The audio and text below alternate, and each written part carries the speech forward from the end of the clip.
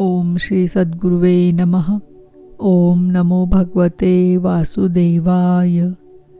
अथेकादशो अध्याय। भगवान श्री राम की शेष लीलाओं का वर्णन। श्री शुकदेव जी कहते हैं, परीक्षित, भगवान श्री राम ने गुरु वशिष्ठ जी को अपना आचार्य बनाकर उत्तम सामग्रियों से युक्त यज्ञों के द्वारा अपने आप ही अपने सर्वदेव स्वरूप स्वयं प्रकाश आत्मा का यजन किया। उन्होंने होता को पूर्व दिशा, ब्रह्मा को दक्षिण, अध्वर्यु को पश्चिम और उद्गाता को उत्तर दिशा दे दी। उनके बीच में जितनी भूमि बच रही थी वह उन्होंने आचार्य को दे दी। उनका यह निश्चय था कि संपूर्ण भूमंडल का एकमात्र अधिकारी निस्पृह ब्राह्मण ही है। इस प्रकार सारे भूमंडल का दान करके उन्होंने अपने शरीर के वस्त्र और अलंकार ही अपने पास रखे। इसी प्रकार महारानी सीता जी के पास भी केवल मांगलिक वस्त्र और आभूषण ही बच रहे। जब आचार्य आदि ब्राह्मणों ने देखा कि भगवान श्री राम तो ब्राह्मणों को ही अपना इष्ट देव मानते हैं, उनके हृदय में ब्राह्मणों के प्रति अनंत स्नेह है, तब उनका हृदय प्रेम से द्रवित हो गया। उन्होंने प्रसन्न होकर सारी पृथ्वी भगवान को लौटा दी और कहा, प्रभो, आप सब लोकों के एकमात्र स्वामी हैं। आप तो हमारे हृदय के भीतर रहकर अपनी ज्योति से अज्ञानांधकार का नाश कर रहे हैं।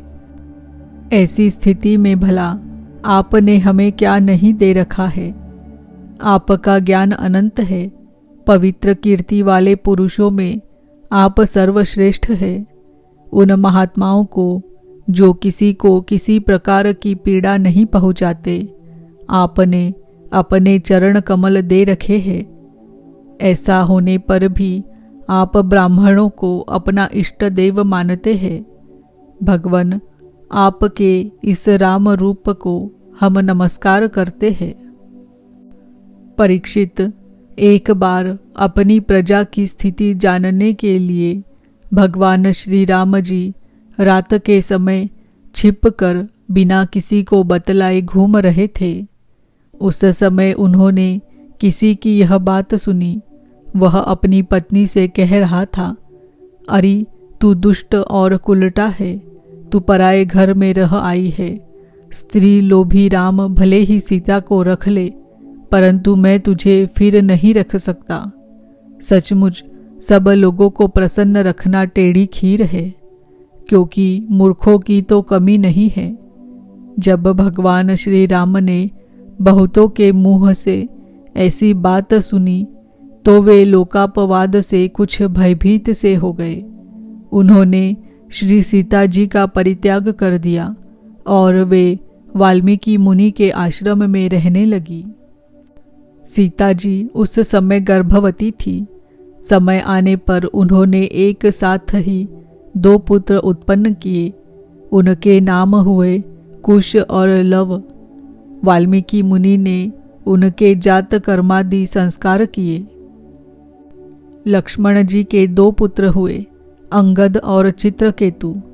परीक्षित, इसी प्रकार भरत जी के भी 2 ही पुत्र थे, तक्ष और पुष्कल। तथा शत्रुघ्न के भी 2 पुत्र हुए, सुबाहु और श्रुतसेन। भरत जी ने दिग्विजय में करोड़ों गंधर्वों का संहार किया। उन्होंने उनका सब धन लाकर अपने बड़े भाई भगवान श्री राम की सेवा में निवेदन किया। शत्रुघ्न जी ने मधुवन में मधु के पुत्र लवण नामक राक्षस को मारकर वहां मथुरा नाम की पुरी बसाई। भगवान श्री राम के द्वारा निर्वासित सीता जी ने अपने पुत्रों को वाल्मीकि जी के हाथों में सौंप दिया और भगवान श्री राम के चरण कमलों का ध्यान करती हुई वे पृथ्वी देवी के लोक में चली गई। यह समाचार सुनकर भगवान श्री राम ने अपने शोकावेश को बुद्धि के द्वारा रोकना चाहा, परंतु परम समर्थ होने पर भी वे उसे रोक न सके, क्योंकि उन्हें जानकी जी के पवित्र गुण बार बार स्मरण हो आया करते थे। परीक्षित, यह स्त्री और पुरुष का संबंध सब कहीं इसी प्रकार दुख का कारण है। यह बात बड़े बड़े समर्थ लोगों के विषय में भी ऐसी ही है। फिर गृहासक्त विषयी पुरुष के संबंध में तो कहना ही क्या है। इसके बाद भगवान श्री राम ने ब्रह्मचर्य धारण करके 13,000 वर्ष तक अखंड रूप से अग्निहोत्र किया। तदनंतर अपना स्मरण करने वाले भक्तों के हृदय में अपने उन चरण कमलों को स्थापित करके, जो दंडक वन के कांटों से बिंध गए थे, अपने स्वयं प्रकाश परम ज्योतिर्मय धाम में चले गए। परीक्षित, भगवान के समान प्रतापशाली और कोई नहीं है, फिर उनसे बढ़कर तो हो ही कैसे सकता है। उन्होंने देवताओं की प्रार्थना से ही यह लीला विग्रह धारण किया था। ऐसी स्थिति में रघुवंश शिरोमणि भगवान श्री राम के लिए यह कोई बड़े गौरव की बात नहीं है कि उन्होंने अस्त्र शस्त्रों से राक्षसों को मार डाला या समुद्र पर पुल बांध दिया। भला उन्हें शत्रुओं को मारने के लिए बंदरों की सहायता की भी आवश्यकता थी क्या? यह सब उनकी लीला ही है। भगवान श्री राम का निर्मल यश समस्त पापों को नष्ट कर देने वाला है। वह इतना फैल गया है कि दिग्गजों का श्यामल शरीर भी उसकी उज्ज्वलता से चमक उठता है। आज भी बड़े बड़े ऋषि महर्षि राजाओं की सभा में उसका गान करते रहते हैं। स्वर्ग के देवता और पृथ्वी के नरपति अपने कमनीय किरीटों से उनके चरण कमलों की सेवा करते रहते हैं। मैं उन्हीं रघुवंश शिरोमणि भगवान श्री रामचंद्र की शरण ग्रहण करता हूँ, जिन्होंने भगवान श्री राम का दर्शन और स्पर्श किया, उनका सहवास अथवा अनुगमन किया। वे सब के सब तथा कौशल देश के निवासी भी उसी लोक में गए जहाँ बड़े बड़े योगी योग साधना के द्वारा जाते हैं।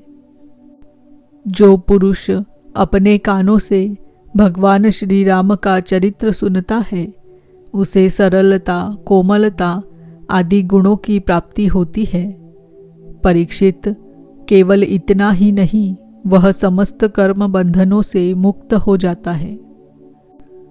राजा परीक्षित ने पूछा, भगवान श्री राम स्वयं अपने भाइयों के साथ किस प्रकार का व्यवहार करते थे तथा भरत आदि भाई, प्रजाजन और अयोध्यावासी भगवान श्री राम के प्रति कैसा बर्ताव करते थे? श्री शुकदेव जी कहते हैं, त्रिभुवनपति महाराज श्री राम ने राजसिंहासन स्वीकार करने के बाद अपने भाइयों को दिग्विजय की आज्ञा दी और स्वयं अपने निज जनों को दर्शन देते हुए अपने अनुचरों के साथ वे पुरी की देख रेख करने लगे। उस समय अयोध्यापुरी के मार्ग सुगंधित जल और हाथियों के मदकणों से सींचे रहते। ऐसा जान पड़ता मानो यह नगरी अपने स्वामी भगवान श्री राम को देखकर अत्यंत मतवाली हो रही है। उसके महल, फाटक, सभा भवन, विहार और देवालय आदि में सुवर्ण के कलश रखे हुए थे और स्थान स्थान पर पताकाएं फहरा रही थी।